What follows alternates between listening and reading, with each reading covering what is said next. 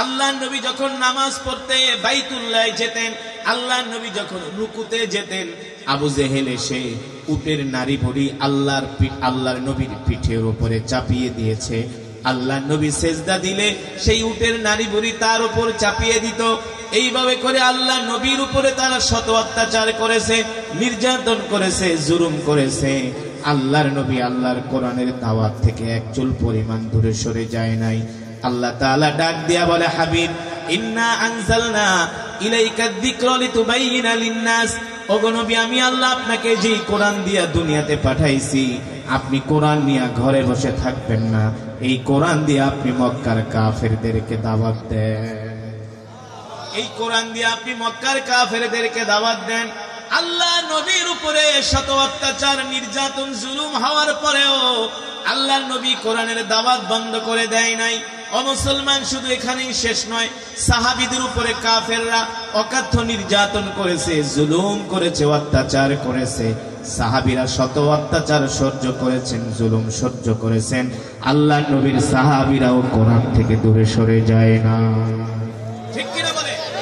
যখন আল্লাহ নবীর উপরে কাফেররা অত্যাচারের মাত্রা এমন পরিমাণ বাড়িয়ে দিলেন, আল্লাহ তাআলা তার হাবিবকে ডাক দিয়া বলেন, হাবিব, এখন আর আপনার মক্কায় থাকা ঠিক হবে না, আপনি এবার মক্কা থেকে হিজরত করে মদিনায় যান। কোথায় যান? অথচ মক্কা থেকে হিজরত করে মদিনায় যাওয়া তো সোজা কথা না। মক্কা থেকে মদিনার দূরত্ব হলো 550 কিলোমিটার। কত কিলোমিটার? এটা হলো এখনকার রাস্তা, আধুনিক রাস্তা। 1450 বছর আগে কোনো আধুনিক রাস্তাঘাট ছিল না। সেই সময় হিসাব করলে রাস্তা হবে প্রায় 1500 কিলোমিটার। আল্লাহ নবীর পাহাড়ের বাঁকা পথ, আঁকা বাঁকা পথ পাড়ি দিয়ে, মরুভূমি পাড়ি দিয়ে, পাহাড়িময় বালুকাময় রাস্তা পাড়ি দিয়ে আল্লাহর নবী মক্কা থেকে হিজরত করে মদিনায় যাবে, এটা তো সোজা কথা নয়। আল্লাহর নবী, আল্লাহ তাআলা নির্দেশ দিলেন, হাবিব, আপনি আর দেরি করবেন না, আপনি এখনই বের হয়ে যান। আল্লাহর নবী তার সাহাবী আবু বকরকে নিয়ে মক্কা থেকে গভীর রজনীতে বের হয়ে গেলেন, মদিনার উদ্দেশ্যে বের হয়ে গেলেন। আল্লাহর নবীর পিছনে মক্কার কাফেরেরা ধাওয়া শুরু করলো। সাইয়েদনা আবু বকর বলে, আমি আল্লাহর নবীর সাথে হিজরতের সাথে ছিলাম। আমরা যখন পাহাড়ি রাস্তা দিয়ে যাচ্ছি, আমরা দেখতেছি মক্কার কাফেররা আমাদেরকে পিছন থেকে ধাওয়া করতেছে। আমি ভয় পেয়ে গেলাম। আল্লাহ নবীকে ডাক দিয়া বললাম, ওগো আল্লাহর নবী, মক্কার কাফেররা আমাদেরকে চতুর্দিক থেকে ঘিরে ফেলেছে, মক্কার কাফেররা আমাদের উপরে আক্রমণ করবে। আল্লাহ নবী ডাক দিয়া বলে, আবু বকর, ভয় করবেন না, আমরা যেই রবের কথা অনুসারে, যেই রবের নির্দেশ পালনের জন্য মক্কা থেকে হিজরত করে মদিনায় যাচ্ছি, আপনার কোনো চিন্তা নাই, আমারও কোনো চিন্তা নাই। আমাদের জান মালের হেফাজত করবে আল্লাহ রাব্বুল আলামিন। এই বিষয় নিয়ে আপনাকে আমাকে কোনো চিন্তা করতে হবে না। সাইয়েদনা আবু বকর বলেন, পাহাড়ি পথ নিয়ে, পাহাড়ি পথ দিয়ে আমরা আল্লাহর নবীকে নিয়ে মদিনার উদ্দেশ্যে হিজরত করতেছি। আমরা মদিনার উদ্দেশ্যে যাত্রা করে দিলাম, হাঁটা শুরু করলাম। হাঁটতে হাঁটতে আল্লাহর নবী ক্লান্ত হয়ে গেলেন। যখন দুপুর বেলা হলো, দেখি আকাশের রৌদ্রের তাপ বেড়ে যাচ্ছে। সুবহানাল্লাহ বলেন। মরুভূমিতে যদি আকাশে রৌদ্রের তাপ বেড়ে যায়, আর যদি পাহাড় থাকে, পাহাড়ের মধ্যে যদি পাথর থাকে, সেই পাথর আরো দ্বিগুণ তাপময় হয়ে যায়। ঠিক কিনা বলেন? রৌদ্রের তাপে আল্লাহর নবী ক্লান্ত হয়ে গেলেন, পাহাড় গরম হয়ে গেছে।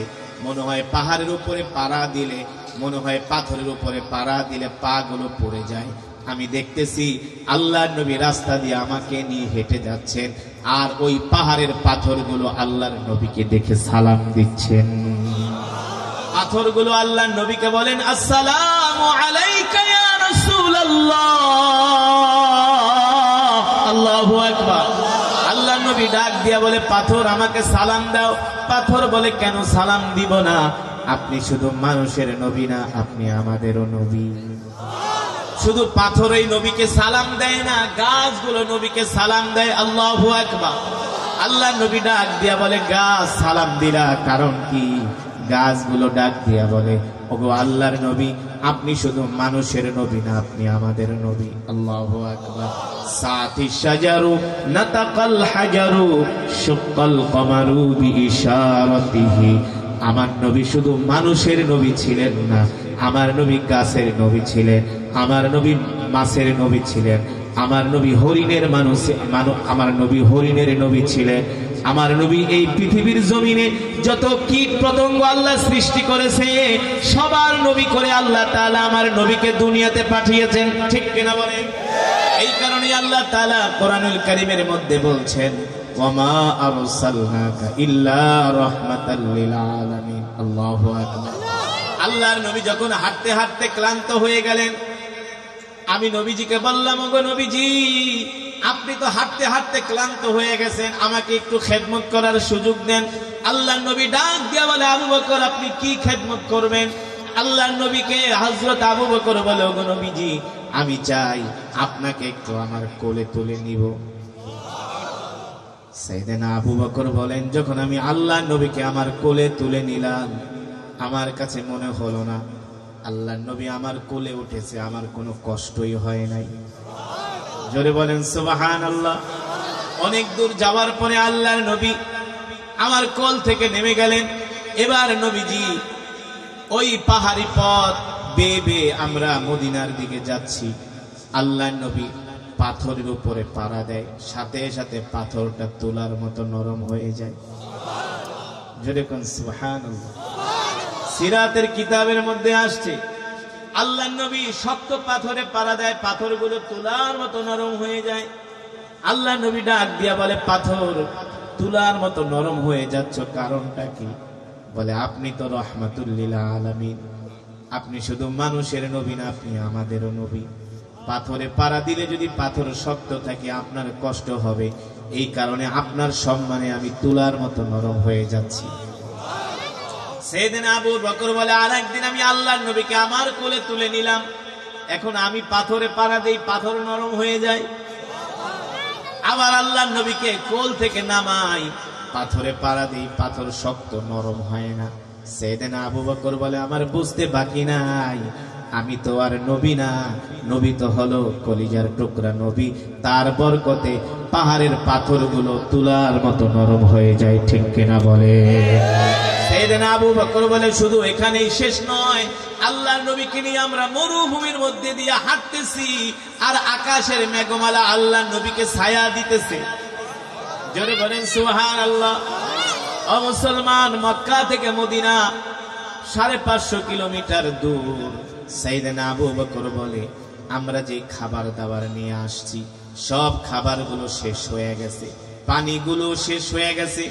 আল্লাহর নবীকে আমি ডাক দিয়া বললাম, আনা জাইউন জিদ্দান, ওগো নবীজি আমি ক্ষুধার্ত, আমি ক্লান্ত, আমি পরিশ্রান্ত। ওগো নবীজি আনা আতশানুন জিদ্দান, আমার পানির পিপাসায় কলিজা শুকায় যাচ্ছে। আল্লাহর নবী বলে, আবু বকর আপনার পিপাসা লেগেছে, আমারও ক্ষুধা লেগেছে, দেখেন তো মরুভূমির মধ্যে কোনো বাড়ি ঘর দেখা যায় কিনা। আমি আশ্চর্য হয়ে গেলাম, এমন বিশাল মরুভূমি, এই মরুভূমির মধ্যে বাড়িঘর কোত্থেকে আসবে? কিন্তু আল্লাহ তাআলার নবীর জবানের এত বরকত, আল্লাহর নবীর জবানের এত বরকত, এই কারণেই তো আল্লাহ তাআলা বলছেন, ওয়ামা আরসালনাকা ইল্লা রাহমাতাল লিল আলামিন। আল্লাহু আকবার। সাইয়েদনা আবু বকর বলে, আল্লাহর নবী যখন আমাকে বললেন, আবু বকর দেখেন তো আশেপাশে কোনো বাড়িঘর দেখা যায় কিনা। আমি আশ্চর্য হয়ে গেলাম, এই মরুভূমির মধ্যে বাড়িঘর কোত্থেকে আসবে? এই মরুভূমির মধ্যে কোনো গাছপালা নাই, পানির কূপ নাই, কোনো বাজার ঘাট নাই, মানব চলাচলের কোনো রাস্তা পর্যন্ত নাই। এই মরুভূমির মধ্যে বিশাল মরুভূমি, এখানে বাড়িঘর কোথায় আসবে? শত শত কিলোমিটার মরুভূমি। সাইয়েদনা আবু বকর বলে, আল্লাহর কসম করে বলি, আল্লাহর নবীর জবান দিয়া যখন এই কথা বের হলো, আমি সামনের দিকে তাকায় দেখছি মরুভূমির মধ্যে একটা বাড়ি দেখা যায়। মরুভূমির মধ্যে একটা বাড়ি দেখা যায়। আমি খুশি হয়ে গেলাম, আল্লাহর নবীকে ডাক দিয়া বললাম, ওগো নবীজি উনজুর ইলাল আমাম, ওই যে তাকায় দেখেন একটা বাড়ি দেখা যায়। আল্লাহর নবী বলে, আবু বকর ইমশি মাই, চলেন আমার সাথে, আমরা ওই বাড়িতে যাই মেহমান হব। ওই বাড়িতে যে আমরা তাদের কাছে আশ্রয় গ্রহণ করব, ওই বাড়িতে যে আমরা তাদের কাছে কিছু খাবার দাবার চাইব। সাইয়েদনা আবু বকর বলে, চলেন আল্লাহর নবী। সাইয়েদনা আবু বকর বলে, আমার কাছে দেখা মনে হলো বাড়িটা অনেক দূরে। আল্লাহর নবী আমার হাত ধরার সাথে সাথে দেখলাম চোখের পলকে বাড়ির সামনে চলে এসেছি। এবার বাড়ির সামনে আইসা দেখি ছোট্ট একটা ঘর, ভাঙাচুরা একটা কুঠুরি, ভিতর থেকে দরজা লাগানো। আল্লাহ নবী যায় বলেন, আবু বকর দরজায় নক করেন। সাইয়েদনা আবু বকর বলে, ইফতাহিল বাব, এ ঘরের মালিক কোথায়? ঘরের দরজা খোলো। একবার ডাক দিল, কোনো আওয়াজ নাই। দ্বিতীয়বার ডাক দিল, কোনো আওয়াজ নাই। তৃতীয়বার ডাক দিল, কোনো আওয়াজ নাই।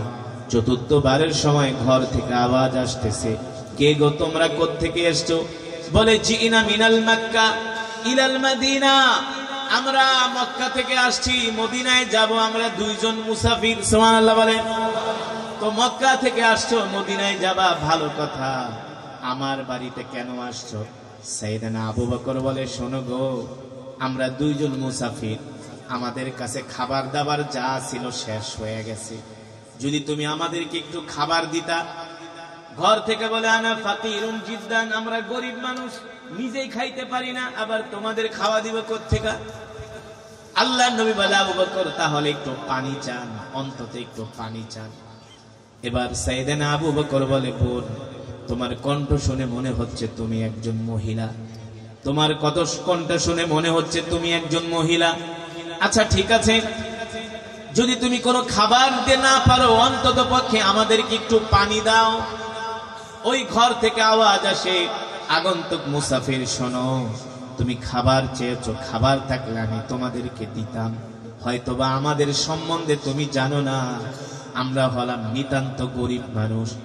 আমার জামাই, আমার হাজবেন্ড, যিনি আমার ঘরওয়ালা, তার নাম হলো আবু মাবাদ, আমার নাম হলো উম্মে মাবাদ। আল্লাহু আকবার।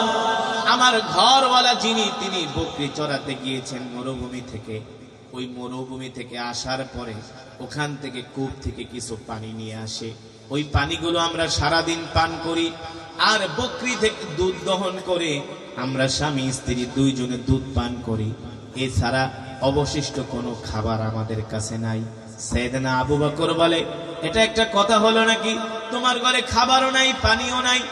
এবার ওই মহিলা বলতেছে, আবু বকর বলতেছে, ভাই হয়তো আপনি আমাদেরকে চিনেন না, আমাদের মতো গরিব মানুষ এই দুনিয়াতে নাই। যদি গরিব হয়ে থাকো তাহলে এখানে কেন ঘর বানায় থাকো? ঘর থেকে আওয়াজ আসতেছে, এখানে কেন ঘর বানাইছি এটা আমি জানি না, আমার ঘরওয়ালা জানে, আমার ঘরওয়ালা জানে। আল্লাহর নবী তাকায় দেখে তার ঘরের সামনে একটা বকরি বাঁধা। কি বাঁধা? একটা বকরি, যে বকরিতে দুধ দেয়, কিন্তু বকরিটা অসুস্থ। আল্লাহর নবী ডাক দিয়া বলে, আবু বকর, উম্মে মাবাদকে বলেন ঘরে খাবার নাই, পানিও নাই, ওনার ঘরের সামনে তো একটা বকরি বাঁধা আছে, যদি অনুমতি দেয় তাহলে আমরা বকরি থেকে একটু দুধ দহন করে দুইজনে পান করি। সাইয়েদনা আবু বকর বলে, গো আল্লাহর নবী ভালো কথা বলেছেন, সুন্দর কথা বলেছেন। এবার উম্মে মাবাদকে বলে, বোন, তোমার ঘরের সামনে যেই বকরি আছে, তুমি যদি আমাদেরকে অনুমতি দাও, এই বকরি থেকে আমরা দুধ দহন করে দুইজনে পান করব। উম্মে মাবাদ মুস্কি হাসি দিয়া বলে, মুসাফির, তোমরা জানো না, এই যেই বকরিটা আমার ঘরের সামনে বাঁধা, এটা একটা অসুস্থ বকরি। কি বকরি? জোরে বলে। এটা একটা অসুস্থ বকরি, দুধ দেয় না, প্রতিবন্ধী, হাঁটতে চলতে পারে না, এই কারণে তাকে খাবার খাওয়ানোর জন্য মাঠেও নিয়ে যায় না। অসুস্থ বকরি ঘরের সামনে বসে আছে, এটাই কোনো দুধ দিতে পারে না। আল্লাহ নবী ডাক দেয়া বলে, আবু বকর, আপনি শুধু উম্মে মাবাদকে রাজি করান, ওই বকরি থেকে দুধ দহন করার দায়িত্ব আমার। সাইয়েদনা আবু বকর বলে, আল্লাহ নবী যেহেতু বলেছে, তাহলে অসুস্থ বকরি থেকে অবশ্যই দুধ বের হবে, কোনো সন্দেহ না। ঠিক কিনা বলেন? আল্লাহ নবী যেহেতু বলেছে অসুস্থ বকরি থেকে দুধ বের হবে, কোনো সন্দেহ, কারণ আমার নবী তো রহমাতুল লিল। আরো জোরে বলেন। যেই নবীর সম্বন্ধে আল্লাহ তাআলা কোরআনুল কারীমে বলেছেন, মা কানা মুহাম্মাদুন আবা আহাদিম মির রিজালিকুম ওয়ালাকিন রাসূলুল্লাহি ওয়া খাতামান নাবিয়্যিন। কথা বলে, ফিসফিস করে কথা বলে। উম্মে মাবাদ বলে আল্লাহি রাব্বিল কাবা, নবী মুহাম্মদ সাল্লাল্লাহু আলাইহি সাল্লামের কণ্ঠের মতো এত সুন্দর কণ্ঠ আমি পৃথিবীতে আজ পর্যন্ত শুনি না। উম্মে মাবাদ বলে শুধু এটাই না, আল্লাহর নবীর চুলগুলো ছিল বাবরি চুল। কি ছিল? আল্লাহর নবীর চুলগুলো ছিল বাবরি চুল। উম্মে মাবাদ বলে নবী মুহাম্মদ যখন হাঁটে দেখি তার চুলগুলো বাতাসের সাথে দোল খায়। আল্লাহু আকবার। এত সুন্দর চুলওয়ালা মানুষ যুবক আমি আজ পর্যন্ত কোনোদিন দেখি নাই। সুবহানাল্লাহ। আল্লাহর নবীর চেহারা দেখে আবার উম্মে মাবাদ কয়, এই ভাই দুধ দোয়াইবেন তো দূরের কথা, পারলে বকরি খায়া ফেলান। সুবহানাল্লাহ। আল্লাহর নবী বলে আবু বকর যাও উম্মে মাবাদ থেকে একটা বালতি নিয়ে আসো। সাইয়েদনা আবু বকর বলে একটা বালতি দাও। উম্মে মাবাদ ঘর থেকে একটা ছোট পাত্র দিছে। আল্লাহর নবী কয় এই ছোট পাত্রে হবে না, বড় পাত্র আনো। উম্মে মাবাদকে অসুস্থ বকরি, হাঁটতে পারে না, চলতে পারে না, দুধ দেই দিবে কোত্থেকে? আবার বড় বালতি চায়, রাগ করে নাও দিলাম বড় বালতি, দেখি বকরি কতটুকু দুধ দেয়। সাইয়েদনা আবু বকর এবার বালতি নিয়ে আল্লাহর নবীর কাছে দেয়। উম্মে মাবাদ তো আর জানে না তার বাড়িতে কে এসেছেন। তার বাড়িতে এসেছেন দো জাহানের বাদশা নবী মুহাম্মদুর রাসূলুল্লাহ সাল্লাল্লাহু।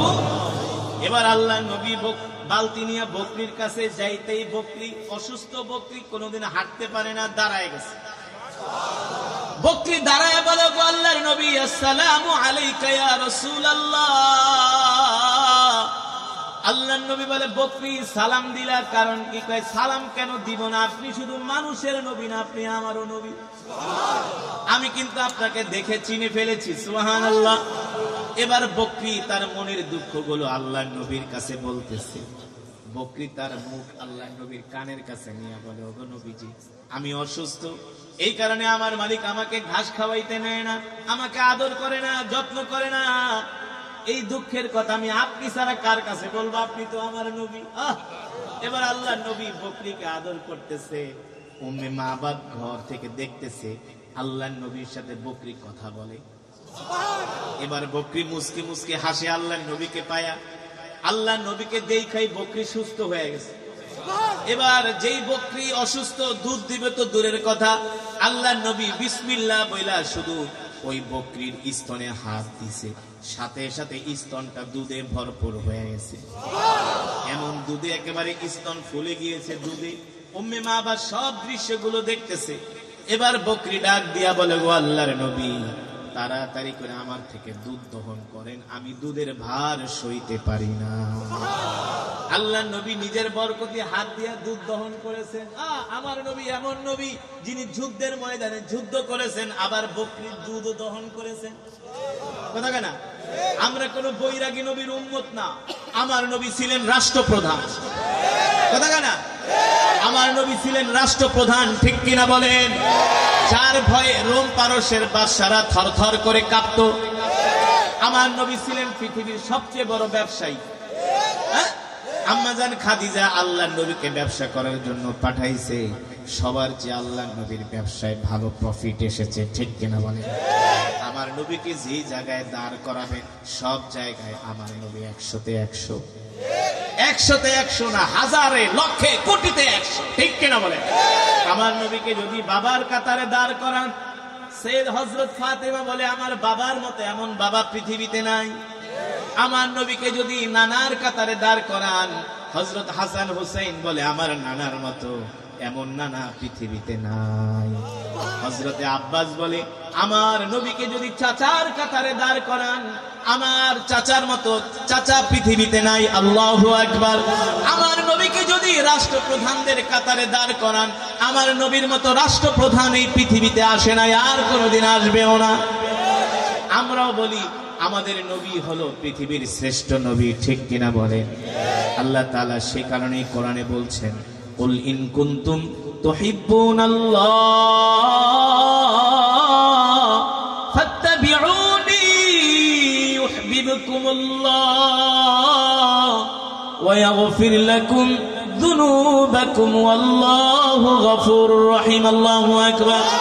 আল্লাহ রাব্বুল আলামিন বলে, হে দুনিয়ার মানুষ, তোমরা যদি আল্লাহকে পেতে চাও তাহলে সর্বপ্রথম তোমরা তোমাদের নবীকে ভালোবাসো। কাকে ভালোবাসো? আরো জোরে বলেন। আল্লাহ তাআলা বলে, তোমরা যদি আল্লাহকে পেতে চাও সর্বপ্রথম তোমরা তোমাদের নবীকে ভালোবাসো।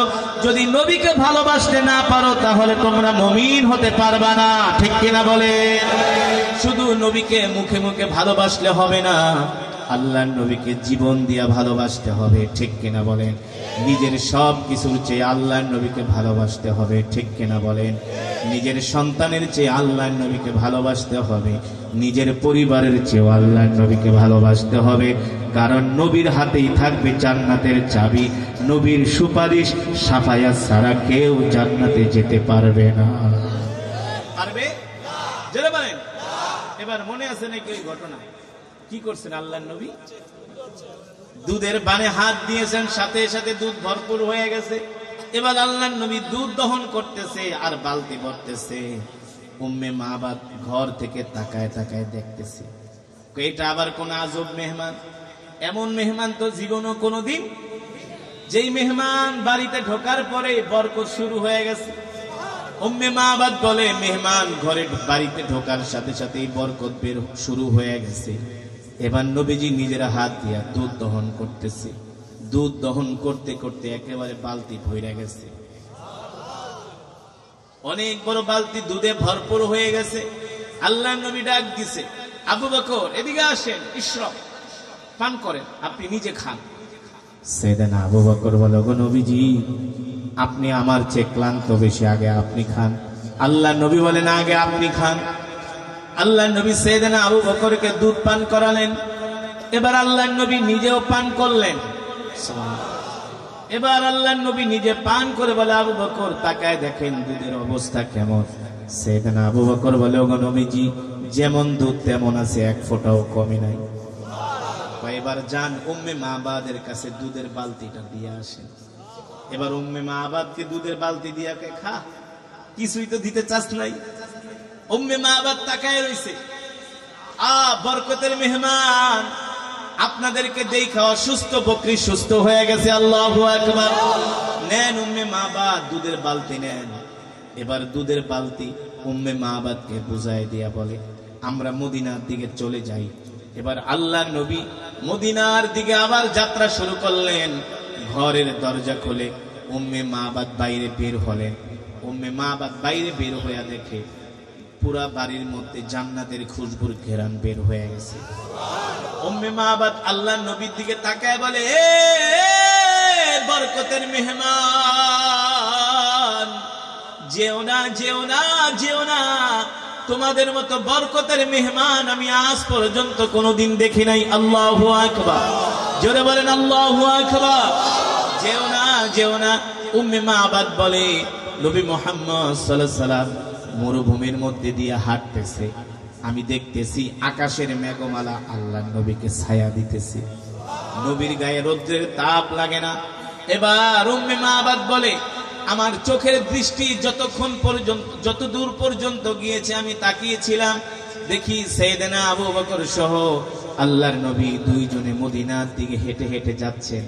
যখন পরন্ত বিকেল শুরু হয়ে যায়, সূর্যের আলো কমে যায়, আল্লাহর নবীকে দেখা যায় না।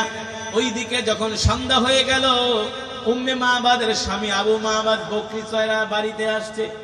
বকরি চড়িয়ে বাড়িতে এসে ঘরে পাড়া দিয়া, বাড়ির উঠানে পাড়া দিয়া দেখে বাড়ির থেকে জান্নাতের খুশবুর ঘেরান বের হইতেছে। ডাক দিছে, তাআলা ইয়া যাওজি, ও আমার স্ত্রী উম্মে মাবাদ, এদিকে আসো। আজকে কেমন যেন বাড়ির চেহারা আমার কাছে অন্যরকম মনে হচ্ছে। উম্মে মাবাদ বলে, স্বামী গো, ঘরে আসেন, ঘরে আসেন, আপনার সাথে আজকে কথা আছে। কি কথা? ওগো স্বামী, আপনি কি বলেন? বাড়ির থেকে আজকে অন্যরকম চেহারা, অন্যরকম মনে হচ্ছে। আসলে অন্যরকম মনে হচ্ছে। আমি আপনাকে একটা ঘটনা শোনাই, যেটা শুনলে আপনি আশ্চর্য হয়ে যাবেন।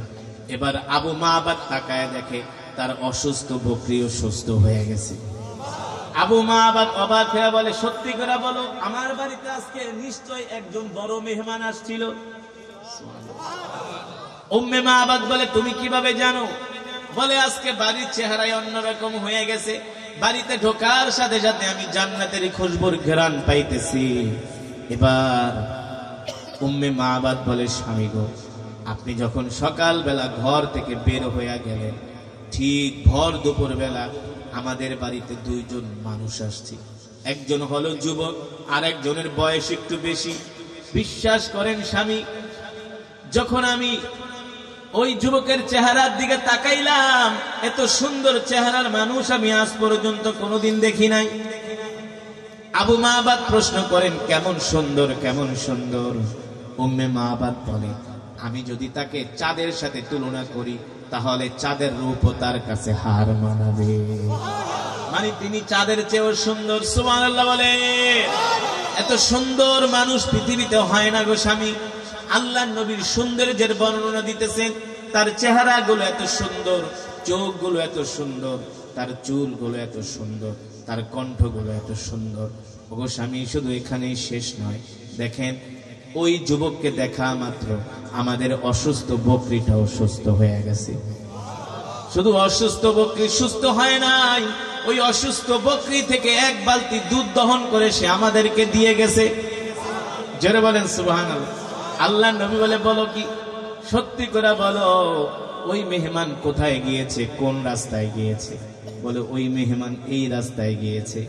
আবু মাবাদ ডাক দিয়া বলে, স্ত্রী রে, হায় রে স্ত্রী, যেই নবীকে পাওয়ার জন্য, দেখার জন্য আমি এই মরুভূমির মধ্যে বাড়ি বানাইলাম, ঘর বানাইলাম, সেই নবীকেই তো আমি দেখতে পারলাম না। স্ত্রী রে, আমি আমাদের তাওরাত কিতাবের মধ্যে পড়েছি, শেষ জামানায় একজন নবীর আবির্ভাব হবে, যার নাম হবে মুহাম্মদ ইবনে আব্দুল্লাহ। জোরে বলেন সুবহানাল্লাহ। যার নাম হবে মুহাম্মদ ইবনে আব্দুল্লাহ। তিনি মক্কা থেকে হিজরত করে মদিনায় যাবে, আর এই পথেই যাবে। কোন পথে? এই কারণে আমি এখানে ঘর বানাইছি তার খেদমত করার জন্য। স্ত্রী রে, আমার বাড়িতে যিনি মেহমান হয়েছিলেন তিনি দুনিয়ার কোন সাধারণ মানুষ না, তিনি হলেন আল্লাহর নবী। যেই নবীকে পাওয়ার জন্য এত কষ্ট করেছি। স্ত্রী, তাড়াতাড়ি ঘর ভাঙ, গাট্টি বস্তা রেডি কর, আর থাকবো না, মদিনায় চলে যাব। মদিনায় যে সেই নবীর হাতে হাত রেখে আমরা কালেমা পড়ে মুসলমান হয়ে যাব। জোরে বলেন সুবহানাল্লাহ। আবু মাবাদ তার ঘর বাড়ি ভাঙ্গা, লোটা ঘটি যা ছিল, গাট্টি বস্তা, ভেড়া বকরি নিয়ে তিনি মদিনার দিকে রওনা শুরু করলেন, যে আর দেরি করব না, যেই নবীকে পাওয়ার জন্য, যেই নবীকে দেখার জন্য এই মরুভূমির ভিতরে ঘর বানাইলাম, এতটা বছর ছিলাম, চলো স্ত্রী, সেই নবীর হাতে হাত রেখে কালেমা পড়ে মুসলমান হয়ে যাব। তিনি হলেন আখিরি নবী, তিনি হলেন বিশ্ব নবী, রাহমাতুল লিল। সেই নবীর উম্মত আমরা। খুশি নাকি বেজা? জোরে বলেন, খুশি নাকি বেজা? সেই নবী কোনদিন মিথ্যা কথা বলছে? আমরা কি মিথ্যা কথা বলি? হ্যাঁ, এটা কি নবীর উম্মতের কাজ হতে পারে? এই বস, এই আচ্ছা, এই বেটা, সেই নবী কি কোনদিন নামাজ ছেড়ে দিয়েছে? জোরে বলেন, আমরা কি নামাজ ছেড়ে দেই? সমাজের কত পার্সেন্ট মানুষ নামাজ পড়ে বলে? সমাজে মাত্র 2% মানুষ নামাজ পড়ে, 2%। চাঁদপুর মতলবে এক মাহফিলে গিয়েছি, যাওয়ার পরে মাহফিল কমিটি কে, হুজুর আজকে এমন কেরাত পড়বেন একেবারে মাইকের তারমার সিরা হয়ে যাবে। হুজুর এমন কেরাতে টান দিবেন যাতে মানুষ ঘরের থেকে উঠে আইসা পড়ে। তো আমি মাহফিলের অবস্থা দেখা কমিটির ডাক দিলাম, এই দিকে আসে, ওয়াজ তো ভালোই করান। হুজুর 51তম ওয়াজ। কততম? হুজুর 10টা গরু জবাই করছি, 50,000 মানুষ তোবারক খাওয়ানো। আমি এটা কি 50 বছর? হ্যাঁ, বাপদাদার আমল থেকে করেইতেছি। এলাকার মানুষ ওয়াজের লেগা পাগল। আমি বলি মাশাআল্লাহ। ইমাম সাহেবকে, হুজুর সারা রাত যদি ওয়াজ করেন, সারা রাত ওয়াজ শুনবো, এত ওয়াজ শুনি এলাকার মানুষ। তা আমি ডাক দিলাম, ইমাম সাহেব এদিকে আসেন, আপনার মুসল্লিরা তো খুব ধার্মিক, হুজুর একটা কথা কইলেন, খুব ধার্মিক, সারাদিন ওয়াজ শুনে। তো মাশাআল্লাহ, তো মসজিদে তো সুন্দর, হুজুর গ্রামের মসজিদে এসি লাগাইছি, বুঝেন না, মানুষ খুব দান করে। আমি বলি, ইমাম সাহেব জুমার নামাজে কেমন মুসল্লি হয়? হুজুর একটা কথা কইলেন, মসজিদের ছাদেও জায়গা দেওয়া যায় না, বারান্দাও জায়গা দেওয়া যায় না, উজু খানায়ও দাঁড়ায়। আমি তো খুব ভালো, খুব নামাজি আপনার মুসল্লি। তো ইমাম সাহেব জুমার নামাজে জায়গা দেওয়া যায় না, তো ফজরের নামাজের কি অবস্থা? এখন ইমাম সাহেবকে, হুজুর আর লজ্জা দিয়েন না। আমি কেন, এতক্ষণ তো মুসল্লির প্রশংসায় পঞ্চমুখ, এখন লজ্জা দিবেন না, এটা কেন বলেন? হুজুর কি কম দুঃখের কথা, 80 ঘরে খাই। 80 ঘর বোঝেন? 80 ঘর কি বলেন তো? 80 বাড়িতে খায়, মানে 80 বাড়ি থেকে তাকে খাবার দেয়, 80টা ফ্যামিলি, 80টা সদস্য ওই এলাকায়। হুজুর 80টা ঘর থেকে 8 জন মানুষ ফজরের নামাজে আসে। বাংলাদেশের ম্যাক্সিমাম মসজিদের একই অবস্থা, ঠিক কিনা বলেন? হুজুর ওয়াজ করেন, ওয়াজ শুনতে মজা লাগে, মাগার নামাজ পড়তে। মুসলমান শুধু ওয়াজ শুনলে হবে না, নামাজ পড়তে হবে, ঠিক কিনা বলেন? আল্লাহ রাসূলের সাহাবীরা আল্লাহর নবীর জবানে শুধু ওয়াজ শোনেন নাই, ওয়াজ শোনার পরে তারা এমন ইমানদার হয়েছে, তাদের জীবন, তাদের জান, তাদের মাল সবকিছু আল্লাহর রাস্তায় কোরবানি করে দিয়েছে, ঠিক কিনা বলেন? আমরাও সেই নবীর উম্মত। আমাদের যদি প্রয়োজন হয় আল্লাহর নবীর মুহাব্বতে, আল্লাহর মুহাব্বতে, আল্লাহর দ্বীনের জন্য আমরা আমাদের জান মাল আল্লাহর রাস্তায় কোরবানি করতে রাজি আছি। রাজি আছেন তো ইনশাআল্লাহ? তাহলে আজকের মাহফিল থেকে আপনাদেরকে ওয়াদা করতে হবে, জীবনে যতদিন বাঁচবেন আর কোনোদিন নামাজ ছেড়ে দিবেন না। রাজি আছেন? কে কে রাজি আছেন? হাত উঠে আল্লাহকে দেখা, বলেন আল্লাহ। আরো জোরে বলুন আল্লাহ।